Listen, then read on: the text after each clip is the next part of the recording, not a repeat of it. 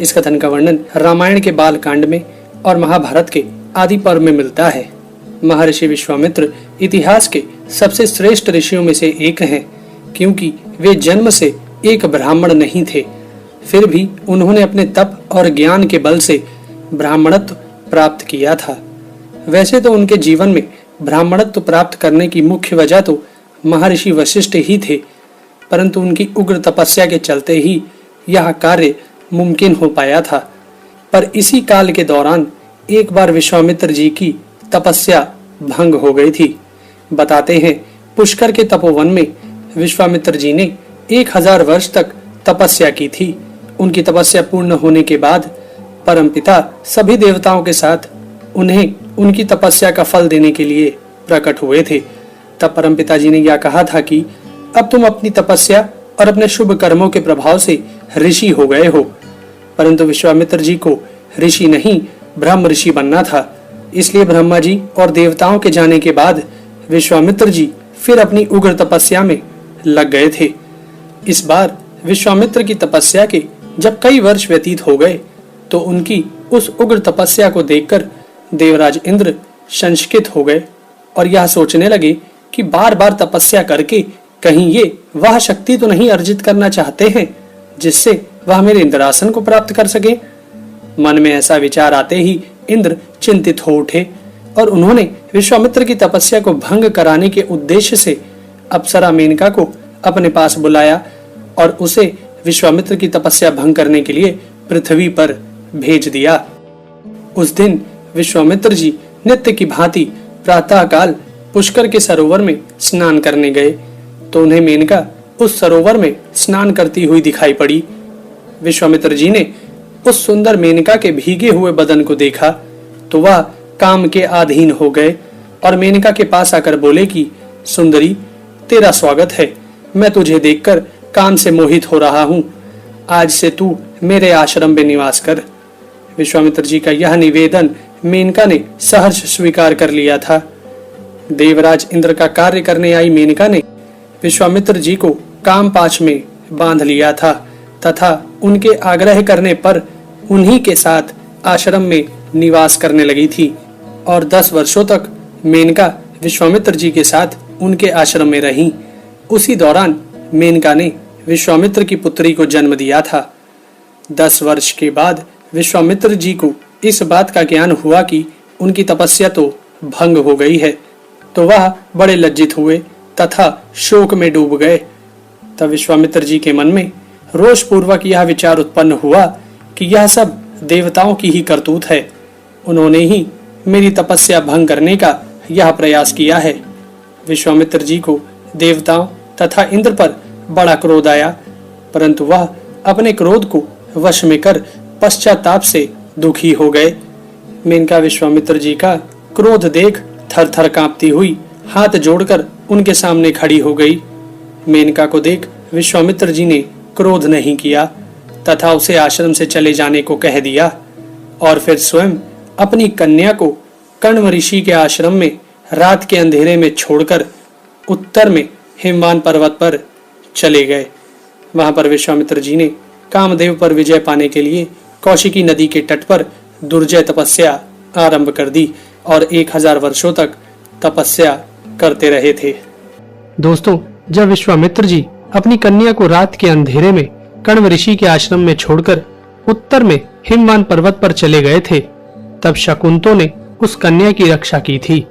जब कण्व ऋषि ने अपने आश्रम में उस कन्या को शकुंतों के बीच घिरा हुआ पाया, तब उन्होंने उसका पालन पोषण करने का निश्चय कर लिया था और उसका नाम शकुंतला रख दिया था। इसी प्रकार समय बीतता गया और शकुंतला युवावस्था को प्राप्त हो गई।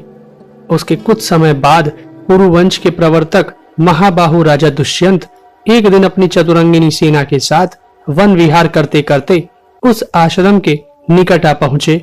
इस प्रकार घूमते घूमते राजा दुष्यंत ने काश्यप गोत्रीय कण्व ऋषि के एकांत आश्रम में प्रवेश किया। राजा के आवाज लगाने पर कुटिया से एक कन्या बाहर आकर बोली कि हे राजन, महर्षि कण्व तो अभी यहाँ नहीं है, क्या आप थोड़ी देर प्रतीक्षा कर सकते हैं? वे हवन के लिए सामग्री लेने गए हैं। शकुंतला का अनुपम रूप देखकर राजा दुष्यंत ने वहां विश्राम करने का मन बना लिया। राजा ने जिज्ञासा पूर्वक उस कन्या से पूछा कि हे सुंदरी, तुम कौन हो? तुम्हारे पिता कौन है? तुमने मेरा मन मोहित कर लिया है, मैं तुम्हें जानना चाहता हूँ। तब उस कन्या ने बताया कि मैं ऋषि कण्व की पुत्री हूँ। इस पर राजा ने कहा कि ऋषि कण्व तो अखंड ब्रह्मचारी है, ऐसी दशा में तुम उनकी पुत्री कैसे हो सकती हो? तब शकुंतला ने कहा कि एक ऋषि के पूछने पर मेरे पूजनीय पिता कण्व ने मेरे जन्म की कहानी सुनाई थी। उससे मैं जान सकी हूँ कि जिस समय विश्वामित्र जी तपस्या कर रहे थे, उस समय इंद्रदेव ने उनके तप में विघ्न उत्पन्न करने के लिए मेनका नाम की अप्सरा भेजी थी। उन्हीं दोनों के सहयोग से मेरा जन्म हुआ। पिता मुझे छोड़कर वन में चले गए, तब शकुंतों ने सिंह, व्याघ्र आदि भयानक जंतुओं से मेरी रक्षा की थी, इसलिए मेरा नाम शकुंतला पड़ा। बाद में ऋषि कण्व ने मेरा पालन पोषण किया। शरीर का जनक, प्राणों का रक्षक और अन्नदाता, ये तीनों ही पिता कहे जाते हैं। इस प्रकार मैं ऋषि कण्व की पुत्री हूँ। तब राजा दुष्यंत ने कहा, मैं तुम पर मोहित हो चुका हूँ, और जैसा तुम कह रही हो, तुम ब्राह्मण कन्या नहीं, राजकन्या हो। तुम मुझसे गंधर्व विधि से विवाह कर लो। राजाओं के लिए गंधर्व विवाह सर्वश्रेष्ठ माना गया है, इसमें किसी की स्वीकृति की आवश्यकता नहीं होती। तब शकुंतला ने कहा, मेरे पिताजी इस समय यहाँ पर नहीं है, आप थोड़ी देर प्रतीक्षा कीजिए, वे आकर मुझे आपकी सेवा में समर्पित कर देंगे। दुष्यंत ने कहा, मैं तुम्हें चाहता हूँ, या भी चाहता हूँ कि तुम मुझे स्वयं वर्ण कर लो। मनुष्य स्वयं ही अपना हितैषी और जिम्मेवार है। तुम धर्म के अनुसार स्वयं ही मुझे अपना दान करो। शकुंतला ने कहा, यदि आप इसे धर्म पथ समझते हैं और इस विधि से विवाह किया जा सकता है, तो पहले आप मेरी शर्त सुन लीजिए। आपके बाद हमारा पुत्र ही सम्राट बनेगा और वह मेरे जीवन काल में ही युवराज घोषित कर दिया जाएगा। तब राजा दुष्यंत ने शकुंतला की यह शर्त मान ली और गंधर्व विधि से शकुंतला का पाणी ग्रहण कर लिया। दुष्यंत ने उसके साथ समागम करके बारंबार यह विश्वास दिलाया कि वह जल्द ही उसे लेने के लिए आएंगे। इस प्रकार कह सुनकर राजा दुष्यंत अपनी राजधानी के लिए रवाना हो गए। जब राजा दुष्यंत ने शकुंतला के साथ गंधर्व विधि से विवाह कर लिया था, तब वह उसे उसी के आश्रम पर छोड़कर चले गए थे और यह विश्वास दिलाकर गए थे कि वह जल्द ही उसे लेने के लिए आएंगे, और उसे याद के तौर पर अपनी अमूल्य अंगूठी भी उसे दे दी थी। दोस्तों, तब कुछ ही दिन व्यतीत होने के बाद ऋषि कण्व आश्रम पर आ पहुंचे, परंतु शकुंतला लज्जावश उनके पास नहीं गई। तब कण्व ऋषि अपनी दिव्य दृष्टि से सारी बातें जानकर प्रसन्नता के साथ शकुंतला से बोले, बेटी, तुमने मुझसे बिना पूछे एकांत में जो काम किया है वह धर्म के विरुद्ध नहीं है। क्षत्रियों के लिए गंधर्व विवाह शास्त्र सम्मत है। दुष्यंत एक धर्मात्मा एवं श्रेष्ठ पुरुष है, उनके संयोग से बड़ा बलवान पुत्र होगा और वह सारी पृथ्वी का राजा होगा। ऐसे कहकर वे वहां से चले गए और शकुंतला अपने पति की याद में खोकर आश्रम के द्वार पर बैठ गई कि तभी महर्षि दुर्वासा अपने मित्र ऋषि कण्व से मिलने के लिए आए और आते ही आवाज लगाने लगे, परंतु ऋषि कण्व तो वहां उपस्थित थे ही नहीं और शकुंतला ने भी उनकी बातों का कोई उत्तर नहीं दिया। इस पर वे क्रोधित हो गए और शकुंतला को शाप दे दिया कि घर पर आए अतिथि का तुम सत्कार करना तक भूल गई, इसलिए जिस व्यक्ति का स्मरण इस वक्त तुम कर रही हो वह भी तुम्हें भूल जाएगा। महर्षि दुर्वासा के क्रोधित होने पर शकुंतला का ध्यान भंग हो गया और वह महर्षि दुर्वासा से बोली, मुझे क्षमा करिए महर्षि, मैं अपने पति का स्मरण कर रही थी। मैंने अपने जीवन में आज तक किसी को भी हानि नहीं पहुंचाई है, तो आपके सम्मान को किस प्रकार ठेस पहुंचा सकती हूँ। इस पर महर्षि ने कहा, मैं अपने वचनों को वापस नहीं ले सकता, परंतु यह कह सकता हूँ कि जब तुम्हारे पति द्वारा दी गई कोई अमूल्य वस्तु जब उसे दिखाओगी तब उसे सब स्मरण हो जाएगा। या कहकर वे चले गए। कुछ समय व्यतीत होने के बाद ऋषि कण्व ने शकुंतला से कहा कि अब तुम्हें अपने पति के पास हस्तिनापुर लौट जाना चाहिए, क्योंकि कन्या का बहुत दिनों तक मायके में रहना कीर्ति, चरित्र और धर्म का घातक है। तब उन्होंने अपने शिष्यों को आज्ञा दी कि वे शकुंतला को लेकर हस्तिनापुर की यात्रा करें। तब आश्रम पर रहने वाली एक वृद्ध स्त्री गौतमी ने, जो कि शकुंतला की माता के समान थी, उसने शकुंतला के लिए नए वस्त्र और आभूषणों का प्रबंध कर दिया। नए वस्त्रों को धारण कर वह शिष्यों और गौतमी के साथ हस्तिनापुर के लिए रवाना हुई। दोस्तों, कुछ समय बाद राह में गंगा नदी बहती हुई दिखाई पड़ी। तट पर पहुंचकर शिष्यों ने कहा, हमें यह सरस जल पीकर अपनी प्यास बुझा लेनी चाहिए। तब सभी ने उस ठंडे जल का आनंद लिया, परंतु शकुंतला जब अपनी अंजलि से जल पी रही थी, तभी हाथ नदी में डालने पर शकुंतला की वह अंगूठी हाथ से निकलकर बह गई। इसका उसे ज्ञात न रहा। पानी पीकर वे हस्तिनापुर की ओर चल दिए और वहां पहुंचकर शिष्यों ने राजा दुष्यंत से कहा कि महाराज, अपनी पत्नी से की हुई प्रतिज्ञा पूर्ण कीजिए। हस्तिनापुर का युवराज शकुंतला के गर्भ में पल रहा है। शिष्यों की यह बात सुनकर दुष्यंत ने कहा, अरे दुष्ट तापसी, तू किसकी पत्नी है? मुझे तो कुछ भी स्मरण नहीं है। तेरे साथ धर्म, अर्थ और काम का कोई भी मेरा संबंध नहीं है। दुष्यंत की बात सुनकर शकुंतला निश्चल भाव से खड़ी रह गई और बड़ी देर बाद यह बोली, मैं स्वयं आपके पास आई हूँ, ऐसा समझकर आप मुझ पतिव्रता का तिरस्कार ना करें। तब दुष्यंत ने कहा, तुम्हारी बात पर भला कौन विश्वास करेगा? तुम्हारी एक भी बात विश्वास करने योग्य नहीं है। तब साथ में आई गौतमी ने शकुंतला से कहा, तुम महाराज की दी हुई अंगूठी को महाराज को ही दिखाओ। तब शकुंतला ने अपनी उंगली में देखा तो उसमें अंगूठी नहीं थी। वे उसे अपने आसपास ढूंढने लगी। अंगूठी के ना मिलने पर वह परेशान हो गई और फिर शकुंतला ने एक दूसरे के साथ बिताए हुए समय को राजा को याद दिलाने की कोशिश की, परंतु उसने एक ना सुनी। तब गौतमी ने कहा, हमें ऋषि कण्व के आश्रम पर वापस लौट चलना चाहिए। इस पर एक शिष्य बोला, नहीं, हम इसे यहीं छोड़कर जाएंगे। विवाह के बाद पत्नी का स्थान पति के साथ ही होता है। इस पर राजा के मुख्यमंत्री ने कहा, महाराज, प्रसव तक मैं इस कन्या को अपने आश्रम पर ले जाकर इसकी देखरेख करना चाहता हूँ। तब राजा ने उन्हें आज्ञा दे दी। दोस्तों, उसके बाद वह मंत्री शकुंतला को लेकर अपने आश्रम की तरफ चल पड़ा। तभी राह में शकुंतला की माता अप्सरा मेनका दिखाई पड़ी। तब वह उसे लेकर अंतर्धान हो गई।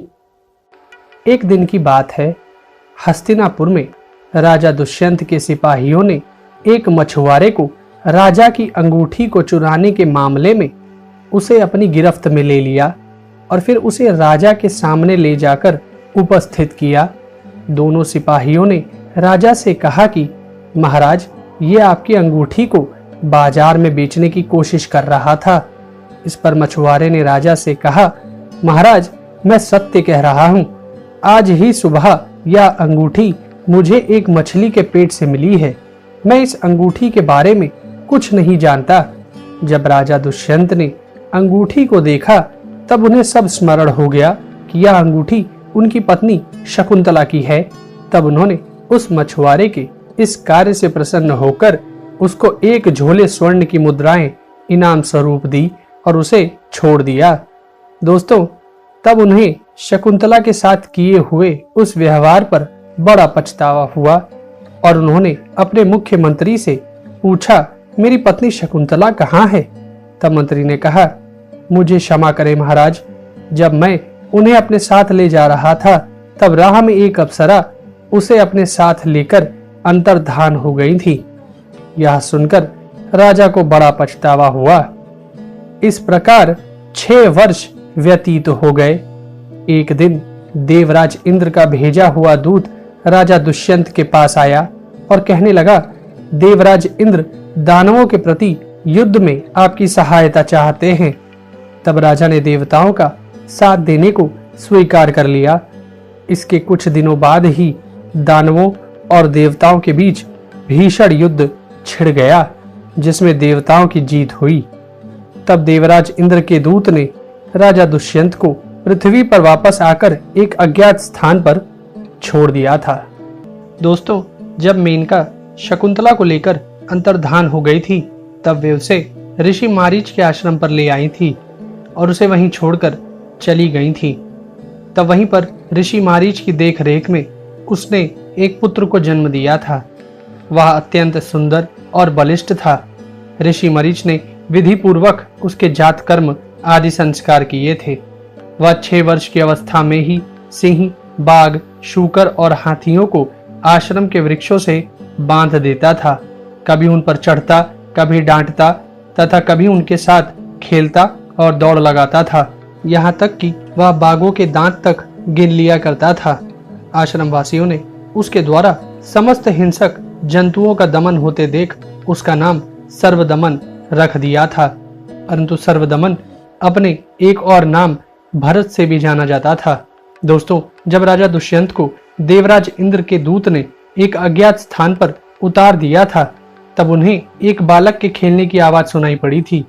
वह उसके निकट पहुंचे तो वह एक शेर के बच्चे के साथ खेल रहा था।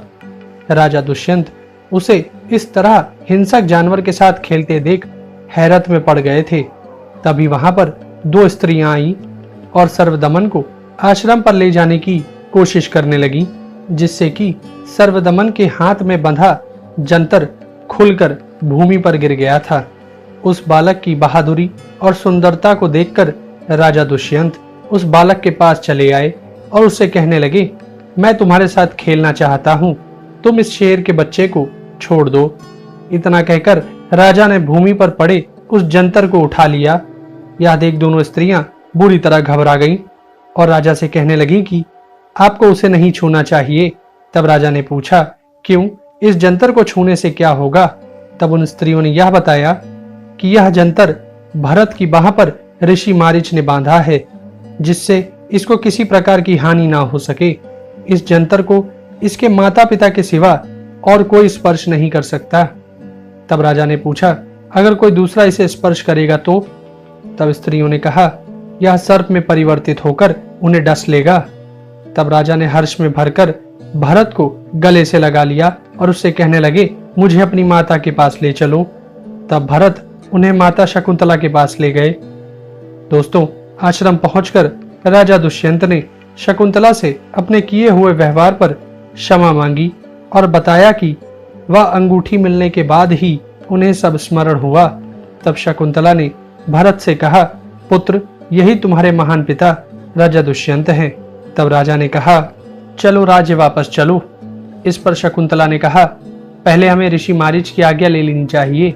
जब मेरी माता मेनका ने मुझे इस आश्रम पर छोड़ दिया था, तब पिता मारीच ने ही इतने वर्षों तक मेरी रक्षा की थी।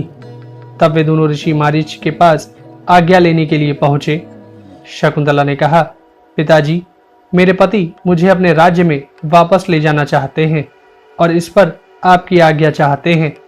तब ऋषि मारीच ने कहा, मैं सहर्ष आज्ञा देता हूँ कि तुम शकुंतला और अपने पुत्र भरत को अपने साथ ले जा सकते हो, और साथ ही उनसे यह भी कहा कि अपनी प्रजा की खुशी के लिए कठिन परिश्रम भी करना पड़े तो पीछे मत हटना। तुम्हारा बालक इस भूमि का महान शासक बन के उभरेगा और आगे चलकर इसी के नाम पर इस भूमि का नाम भारत पड़ेगा।